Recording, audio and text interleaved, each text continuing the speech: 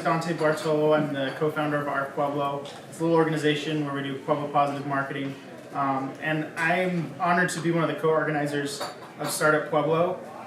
Here joined with my partners at the SBDC, Catherine, Prudence, Brian. They do a lot for the Pueblo community, a lot of different programs and resources. Please browse through all the literature there. They have a ton of great programs going on currently, and they have lots of programs going on each month. Typically how Startup Pueblo runs is we have a speaker either come share their entrepreneurial experience or talk about the resources that they offer small businesses or entrepreneurs. Coming soon, we're going to have a little bit of twist on that. So you'll see one of the flyers on the table over there is pitch practice. So starting in May, we're going to alternate between having a speaker one month and the next month having a pitch practice. So we'll have around 3 entrepreneurs or small businesses sign up via the QR code you see, or you can talk to one of the organizers, and you can practice your pitch, get some constructive feedback, and kind of refine that pitch before you go in front of investors or venture capitalists. And if you haven't been to Startup Pueblo before, I think you both said you came earlier on before? This is my first time. Oh, okay, awesome. Well, welcome. How it typically runs, we'll have a speaker will do some Q&A, and then we have this room until 7, so you're welcome to do as much networking you'd like until then. I'll go ahead and introduce our speaker for today. So Miss Anita, she is not only a small business owner, licensed in I don't know how many things, I lose track. I'm also honored to be in the Leadership Pueblo class with her this year for 2024. She's got children and grandchildren she takes care of. I don't know how she gets anything done, but she obviously gets a lot done. But to me, I think the most important thing that she has to offer is her character and the way that she's passionate about the community. So without any further ado, Anita. Thank you, guys. Shake my leg here. So thank you once again, Dante. To be in the presence of greatness is always a true pleasure and honor, and I want to thank everyone for your continued support of our business. So I do not have a PowerPoint today, but guess what? I know how to entertain, right? So in my multiple years, I've been in business for myself, 32 years now. And I've had multiple businesses. You name them, I've had them. I can name a few. So I started out with a sports bar and grill. I'm from Amarillo, Texas. And I started out with the sports bar and grill. And then I invested into a jazz nightclub. Then I invested into the younger crowd because we didn't want the younger crowd over with the older crowd. And then I had a sports bar and grill, a hand wash detail.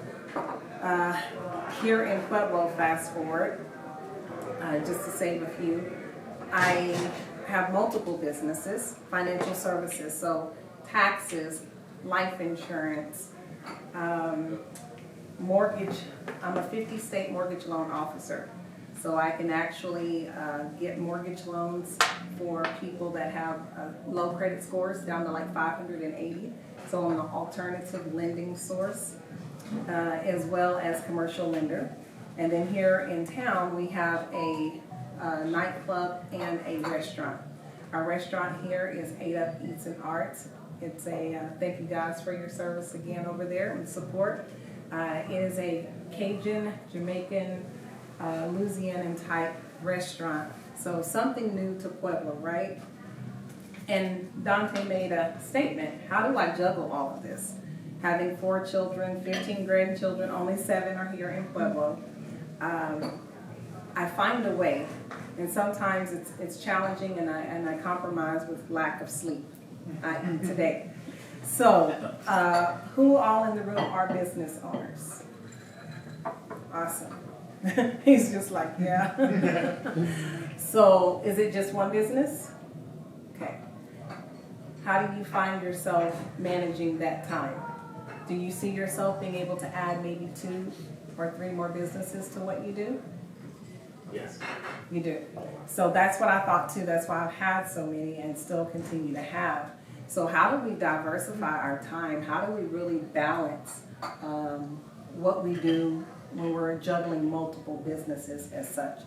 And it really is scheduling, Scheduling is huge, and prioritizing. You know, what's going to make you the most money. So, for example, for me, if I have a 401k rollover, okay? Anyone in the room familiar with insurance and how that works? So you know the compensation on a 401k rollover is actually really good. And I have a tax client that's at the same time just a regular W-2 tax. Well, I mean, it doesn't pay as much as the commission on the 401k is, so it's about prioritizing what you do. And I think that that's something that we have to remember as business owners, is to make sure that we are prioritizing. So I'm gonna take my little notes here, since I don't have my presentation. My journey started out a small country girl, born and raised on a farm, and I picked cotton in the cotton field at the age of, I ran water in the cotton field at the age of 3. And I started picking cotton in the cotton field at the age of 5. So work ethics have always been something that I've had. Just born and raised and instilled. Not everybody has that. And for someone who doesn't have those type of work ethics, I think it would be important to have these type of conversations, because it really is about commitment. I began working at a very early age, had a very traumatic childhood, and that childhood would lead me on a journey of daydreaming. That when I grow up, I wanted my life to look a certain kind of way. I held fast to my dreams, and Kat and I were just talking about the program that I think is so important to introduce to children when they're young, and start talking about entrepreneurship when they're young, when their dreams are fresh, when their ideas are fresh, before the light goes out of their eyes. Because life happens to you, and somewhere along the line between adolescence and teenage years, the light starts getting dim, because you're exploring life and you're experiencing things that are darker. You're dealing with low self-esteem. We're morphing into our adult bodies, and we're at the awkward stages of life where our head may be bigger than our body, or vice versa, right? And so the insecurities, that's part of my journey. And I had to learn how to first manage myself. Through all of the traumas, through all of the things that I went through, management became a skill set that I learned in a very young age. So it's very important that if we did not learn this on our journey, that we learn it now. I was September the 13th, 2001. We all know what happened in New York. 2 days after the attack in New York, I found myself getting injured on my job in Amarillo, Texas. I had a fixture fall over on my left foot, causing severe nerve damage, complex regional pain syndrome. It's worse than fibromyalgia. It's worse than a lot of the other chronic pains that are out there. A couple of months after being injured, I found myself wheelchair bound for 13 and a half years, told I never walk again. Why am I sharing this story with you guys? Because opposition comes. Things happen. Well, while I was sitting in the wheelchair, I began to dream again. If I was out of this wheelchair, what would I do? How would I live? I was living on Social Security at the time. Anybody in here lived on a fixed income? Social Security. It's not enough, is it? And so, I know, but the quality of life. So you go from making $10,000, $15,000, $20,000 a month to now you're getting a check for maybe $1,500 a month. The quality of life changes. And that was my driving force, because I deserve to live the life that I dream about. And I would say the same for each one of you. How do we get there, though? We have to make sure that we're making the right choices. And the jobs are good, but how do we invest? How do we capitalize?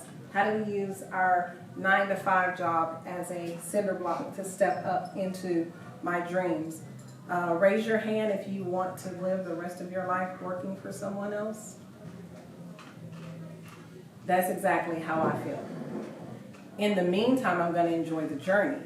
But however, what am I doing to get to that step where I'm going to live a life of financial freedom and live it on my terms, with my time and my pleasures? I shouldn't have to cut the quality of my life. I shouldn't have to cut out the things that I love. If we love to go get manicures and pedicures, we shouldn't have to cut those things out of our life just to get there. So how do we do it? We do it through that time management. And I was in one of the businesses that we have, we tell people give us 2 hours. Logical? If you can give me 2 hours a day, I can help you retire from your job before you're 65. They ask me, how do you do that? Commit 2 hours. But I work 8, but I work 10.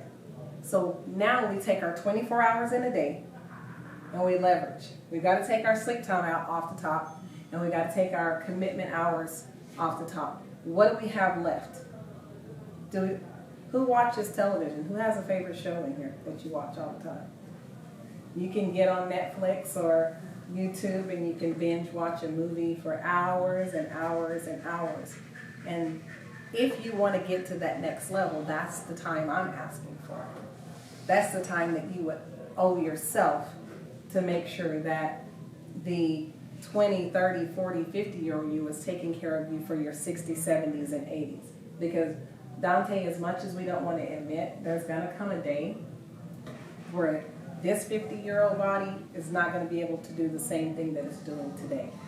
So what am I doing today to make sure that the 60, 70-year-old me will be taken care of? And this is why I feel it's so important to have these conversations, because no one had them with me. I had to figure it out. To be able to manage multiple businesses, to be able to have those, to be able to take the time and leverage, like, this is the goal that I have and these are the steps that I have to do to get there, is important. Now I want to know, who in the room has a question for me about how I juggle all these amazing things that I juggle? Any questions? Do you have a tool, and what's your tool? My tool is prayer. My tool really is prayer. You have to have a center, whether it's meditation, whether it's prayer. That's my tool, because I believe in a creator that knows the plans greater than I know them, and I'm not the smartest person in the room, and I'm not the smartest person in the world. So I have to depend on that and that tool of prayer to balance myself, because guess what? Life kicks my butt. If I can just be transparent. Life kicks my butt. I have a lot of things that come up, but I've overcome them all. Not only the wheelchair, but death. My children found me dead in my car. I was deceased over 2 hours. Resuscitated, and here I am, right? So death can't even stop us, right? Any other questions? Yeah. Can you share your biggest piece of advice for people chasing their dreams, chasing their entrepreneurship? What's the one thing, if you could put it into their brains to hold on to? What would it be? Don't give up at the door.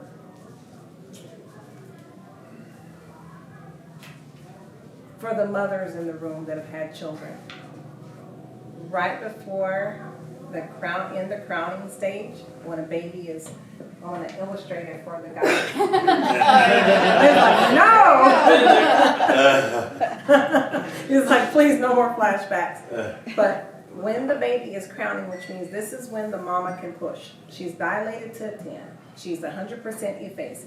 And the doctors are going to tell her, now it's time to push. That thing is called the ring of fire. This is the closest that a woman gets to death when delivering a child. It is the most crucial, excruciating pain. And you're told this ring of fire that you're going through, you're told, push through that. Give in to the pain. Push through the pain. It's the same as our breakthroughs. It's sometimes when you get right to the door and it seems like everything is falling apart and you don't know how you're going to make it. It doesn't make sense. The numbers aren't adding up. You're exhausted in mind, you're exhausted in physical body, you're exhausted in resources, and you just don't know what you're going to do. Push through the pain. Don't give up at the door, because that's when your breakthrough point is. And for men, you probably won't be able to forget the ring of fire now. They start forever. Yes, we're like, oh man, this must be the ring of fire in my business right now. But seriously, that's what it feels like in life. It feels overwhelming. And that's why so many people don't do it. Because it's easier to work for someone, follow a few simple rules, clock in, do what you're supposed to do, clock out, go home at the end of the day. But when you're building your own business, there's sweat, there's tears, there's fears, there's anxieties, there's all kinds of things that come. It challenges everything. Your household, relationships, friendships, it challenges everything. You feel like you're losing everything, you know. Your friends are calling and saying, we don't see you as often. Your friends are calling you and it's like, hey, you know, you don't go out anymore. Now they're putting the guilt trip on you because you don't have time to just throw away anymore. And at a certain age, you realize, wow, I've made it to X, Y, and Z age. What did I just do in the last 10 years? Where did that time go? And if I would have done A, B, C, and D in the last 10 years, we'd be here in a different place today. And these are the conversations we have to have. Today is the day to start thinking about, what am I going to do today that's going to change the trajectory of my life in the next 5 years, in the next 2 years? You know, what seed are you going to sow today that can start taking root in the ground and then render you a harvest in the next couple of years? How can you expand your business? Have you thought about expansion? Yes, and I was curious if you had used the strategy of partnerships in your having multiple businesses, and maybe how you delegate things. I need to. I need to, because I actually was considering it here recently, because you are able to leverage that. And that's where a lot of people call it, you know, the multi-level marketing. That's all MLM is you are using that partnership and you're leveraging time by adding more people to do the work. And I absolutely love the strategy, because think about what our executive CEO positions are, from the janitor up to the top. Everything is multi-level. So if I want to expand, then I need to first start expanding with my partnerships.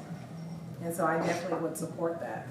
And because... And how do you vet those partnerships or build trust? How do you know, or what time period do you give it a trial before you commit?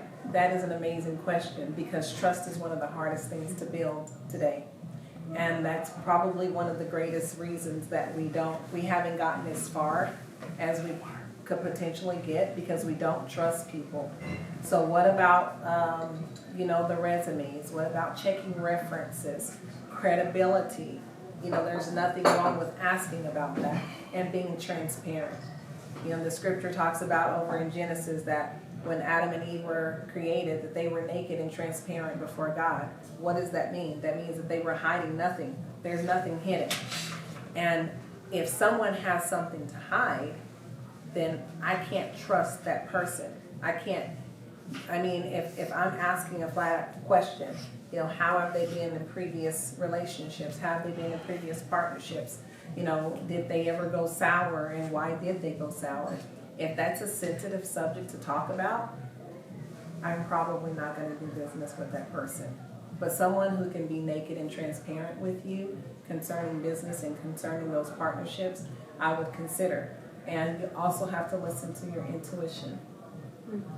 If it doesn't look right, it's probably not right. That was a good question. Any other questions? Are your businesses service-based or product-based or both? So mainly service, except for the food. Which is amazing, by the way. And I am so glad. But I love offering services. I'm a people person, you know, and this room is full with so many resources. Each one of you brings so many different things to the table, and that's why things like this is so important. It's to network and to get to find out what all those resources are. So services are amazing. Is your business service-based? Yes. Okay. May I ask what it is? Yes, my business is called Perpetual Harvest. I'm a strategy consultant for businesses and nonprofits to grow and thinking about sustainability. There you go. And I also work with Moral here with her publishing company as an editor and authorship coach. Sweet. So I've been grant writing and looking for collaborations for education programming. That's my real passion is around year-round farming. We're gonna talk. You're in the room. Did you hear I that? did hear that. I did hear that. That's She's just awesome. asking me something. Perfect. Yes, good to see you. So yes, did anybody else have any other questions? Is anyone in the room thinking about starting a business? That's You don't have not one, right? I Right, think right. everybody who's here has one. second business. Yeah. Or maybe the answer would be always. Like, there's always those ideas, right? So I'm gonna Growing throw business. something out. Your retirement. This is gonna be a sensitive one. Okay. What kind of boat are you in? Are you in a volatile? Are you gonna be a future greeter at Home Depot because you outlived your retirement?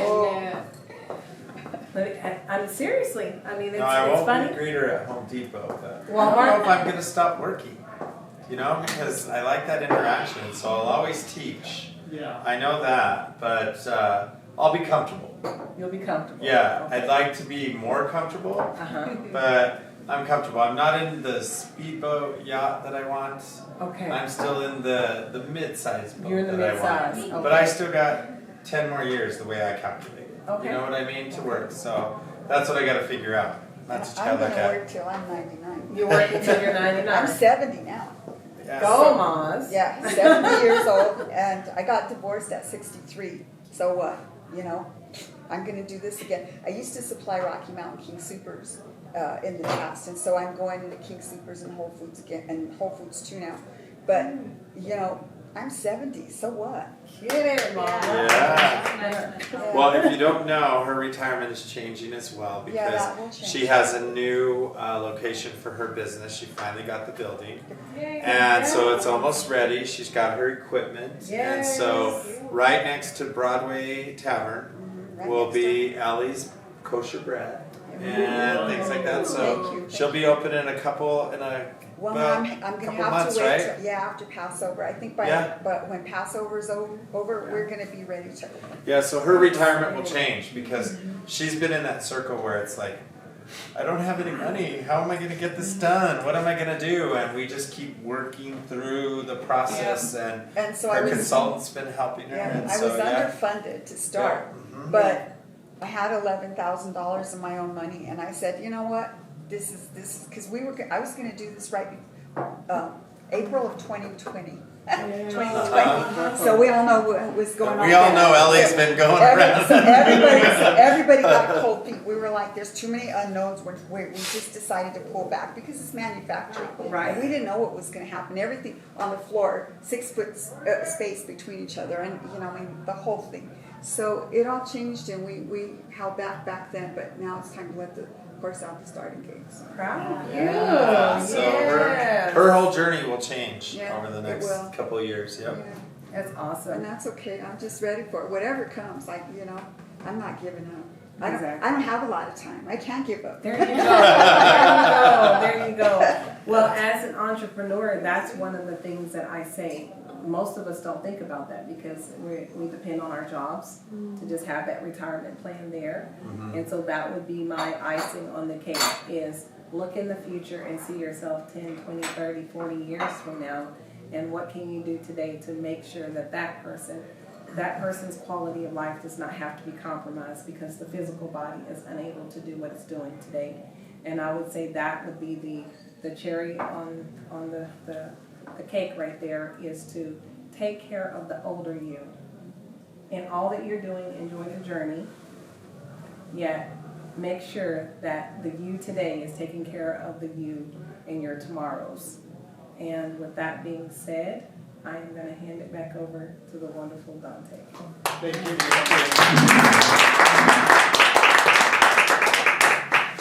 All right. So, like I said, we have this room until 7. So please use the time to network. In case you want to join us for book club, which is super fun, we're finishing up our last session reading the Productivity Project.